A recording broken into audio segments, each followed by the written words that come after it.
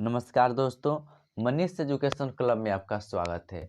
आज के इस वीडियो में हम लोग देखेंगे इंटरमीडिएट हिस्ट्री चैप्टर 1 जिसका नाम है ईंटें, मन के तथा अस्थियां यानी कि हड़प्पा सभ्यता। इस चैप्टर से जितने भी महत्वपूर्ण प्रश्न बन रहे थे उन सारे प्रश्नों को एक वीडियो में समाहित किया गया है। तो आइए वीडियो को स्टार्ट करते हैं। इसमें आपका पहला प्रश्न है, सिंधु सभ्यता का क्षेत्रफल किस आकार का है? सिंधु सभ्यता का क्षेत्रफल किस आकार का है? तो आपका पहला ऑप्शन है आयतकार, दूसरा ऑप्शन है वर्गाकार, तीसरा ऑप्शन है वृत्ताकार और चौथा ऑप्शन है त्रिभुजाकार। तो इसमें आपका सही आंसर हो जाएगा ऑप्शन डी यानी कि त्रिभुजाकार। आइए अगला प्रश्न देखते हैं। अगला प्रश्न है, हड़प्पा से सर्वप्रथम बड़ी संख्या में ईंटें प्राप्त हुई थी। यानी कि हड़प्पा से सबसे पहले बड़ी संख्या में ईंटें प्राप्त कब हुई थी? तो इसमें आपका पहला ऑप्शन हो जाएगा 1826 ईस्वी। पहला ऑप्शन क्या हो जाएगा? 1826 ईस्वी। दूसरा आंसर हो जाएगा 1831 ईस्वी। तीसरा ऑप्शन हो जाएगा 1920 ईस्वी और चौथा ऑप्शन हो जाएगा 1921 ईस्वी।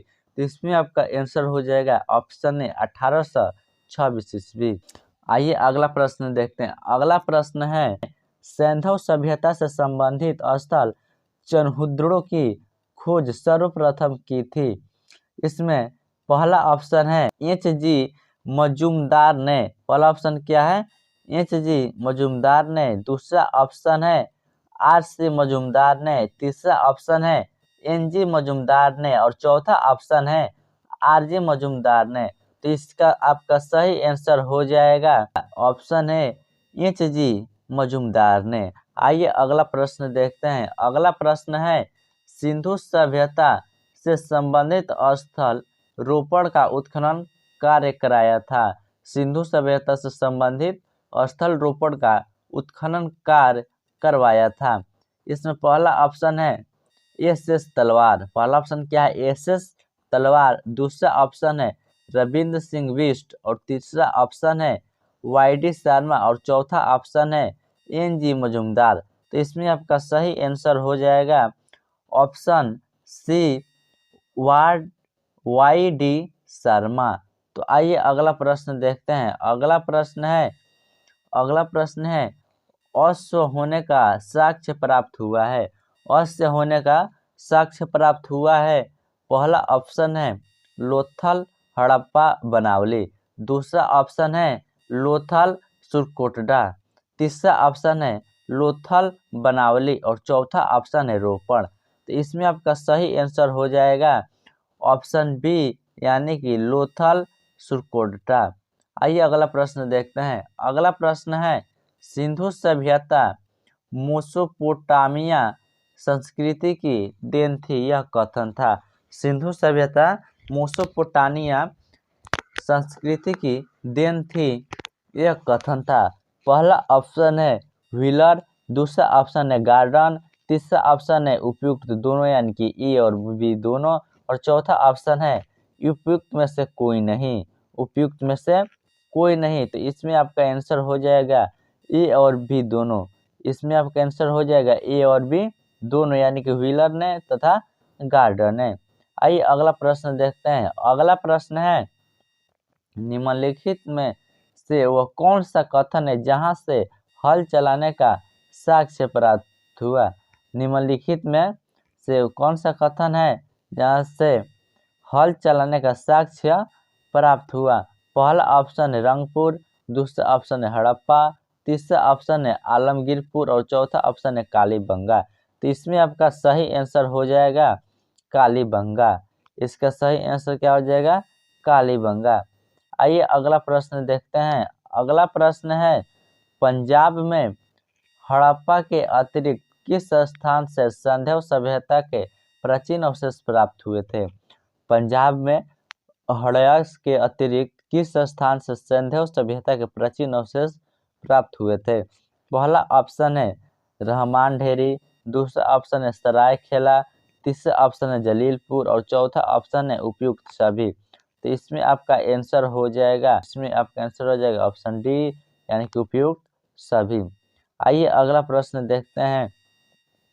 अगला प्रश्न है संधेव सभ्यता के उत्खनन में प्राप्त अनेक बांटों में सबसे छोटे बांध का वजन है। संधेव सभ्यता के उत्खनन में प्राप्त अनेक बांटों में सबसे छोटे बांध का वजन है।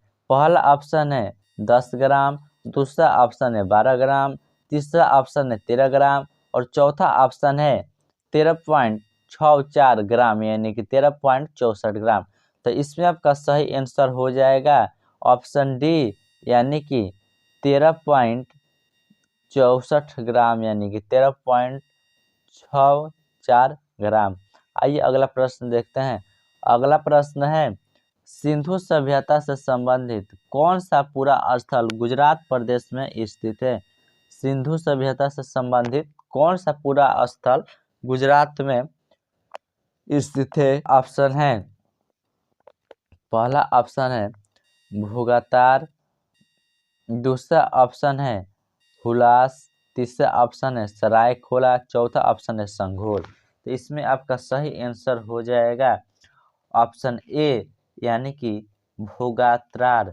ऑप्शन ए यानी कि भोगात्रार।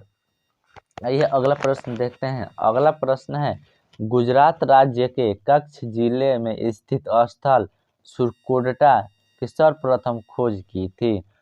क्वेश्चन क्या है गुजरात राज्य के कच्छ जिले में स्थित स्थल सुरकोटडा की सर्वप्रथम खोज की थी। इसमें आपका पहला ऑप्शन है माधव स्वरूप वत्स ने, दूसरा ऑप्शन है SR राव ने, तीसरा ऑप्शन है जगपति जोशी ने और चौथा ऑप्शन है NG मजुमदार ने। तो इसका सही आंसर हो जाएगा ऑप्शन सी यानी कि जगपति जोशी ने।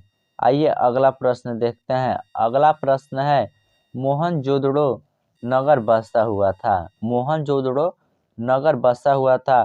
पहला ऑप्शन है 20 किलोमीटर के घेरे में, दूसरा ऑप्शन है 15 किलोमीटर के घेरे में, तीसरा ऑप्शन है 10 किलोमीटर के घेरे में और चौथा ऑप्शन है 5 किलोमीटर के घेरे में। तो इसका सही आंसर हो जाएगा ऑप्शन ए यानी कि 20 किलोमीटर के घेरे में। आइए अगला प्रश्न देखते हैं। अगला प्रश्न है हड़प्पा लिपि से सर्वाधिक साम्य रखती है। हड़प्पा लिपि से सर्वाधिक साम्य रखती है। आपका पहला ऑप्शन है खुरिष्टी लिपि, दूसरा ऑप्शन है ब्राह्मी लिपि, तीसरा ऑप्शन है द्रविड़ लिपि और चौथा ऑप्शन है देवनागरी लिपि। तो इसमें आपका सही आंसर हो जाएगा ऑप्शन सी। इसमें आपका सही आंसर हो जाएगा ऑप्शन सी यानी कि द्राविड़ लिपि। आइए अगला प्रश्न देखते हैं। अगला प्रश्न है हड़प्पा सभ्यता से संबंधित स्थल धोलावीरा प्रकाश में आया था। क्वेश्चन क्या है हड़प्पा सभ्यता से संबंधित स्थल धोलावीरा प्रकाश में आया था।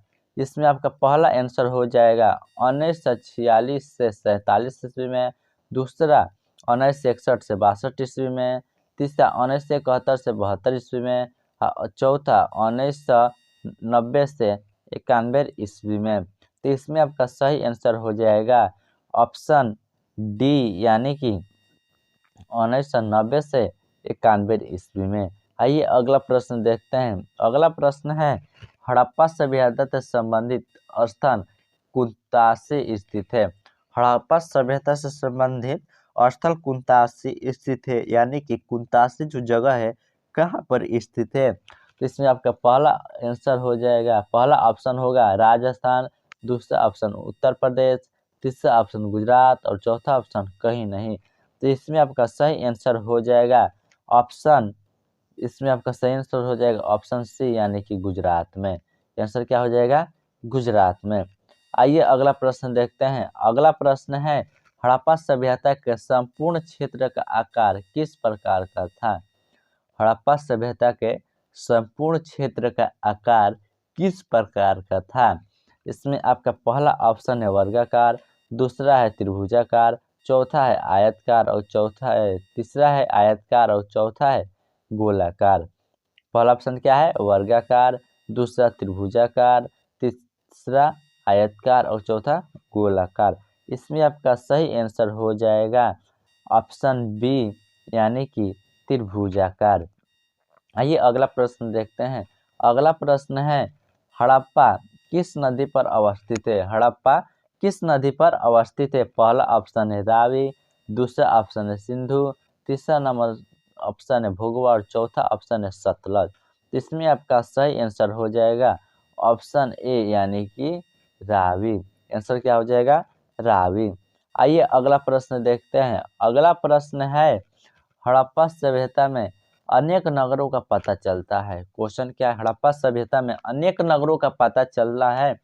इनमें से कितने नगर की संज्ञा दी गई है? इनमें से कितने को नगर की संज्ञा दी गई है? पहला ऑप्शन है 5, पहला ऑप्शन क्या है 5, दूसरा 6, तीसरा 7, चौथा 8। तो इसमें आपका सही आंसर हो जाएगा ऑप्शन बी, ऑप्शन बी यानी कि 6। आइए अगला प्रश्न देखते हैं। अगला प्रश्न है चित्राक्षर लिपि किस काल की है? चित्राक्षर लिपि किस काल की है? पहला ऑप्शन है सैंधव काल, दूसरा ऑप्शन वैदिक काल, तीसरा ऑप्शन मौर्य काल और चौथा ऑप्शन इनमें से कोई नहीं। तो इसका आंसर हो जाएगा ऑप्शन ए यानी कि सैंधव काल। आइए अगला प्रश्न देखते हैं। अगला प्रश्न है हड़प्पा सभ्यता की जुड़वा राजधानी थी।